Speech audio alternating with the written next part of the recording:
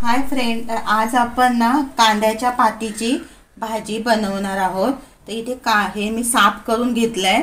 याची पानं ना जी पुढची होती ना ती पिकलेली होती, त्यामुळे मी ही कापून घेतली आहे। आणि हे बघा, हे धुवून पण घेतले। कांद्याच्या मागच्या साईडचं पण हे मी काढून घेतलंय अशा पद्धतीने। आता फक्त हे आपण ना कापून घ्यायचंय आणि भाजी करायच्या म्हणजे कापायच्या अगोदरच आपण ही भाजी धुवून घ्यायची, नंतर धुवायची नाहीये। बारीक अशी कापून घ्यायची।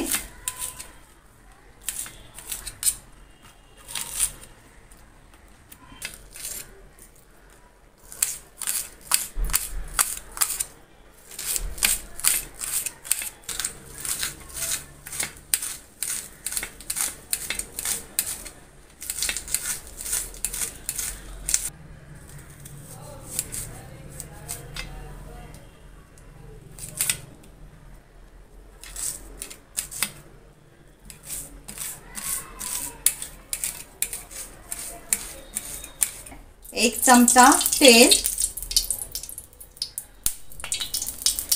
चांगलं गरम करून घ्यायचं।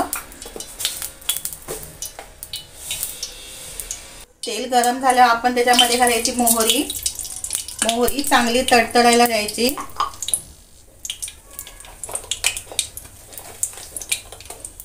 जिरं, लसूण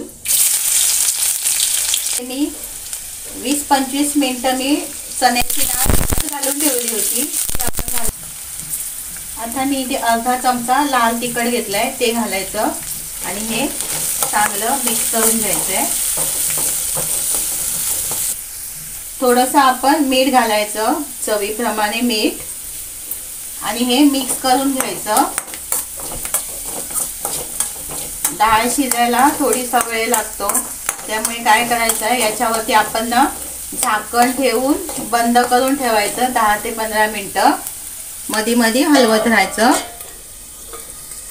आता आपली 10 मिनिटं झालेली आहे। आता याच्यामध्ये मी जी कांद्याची पात कापून घेतली होती ना ती घालणार आहे।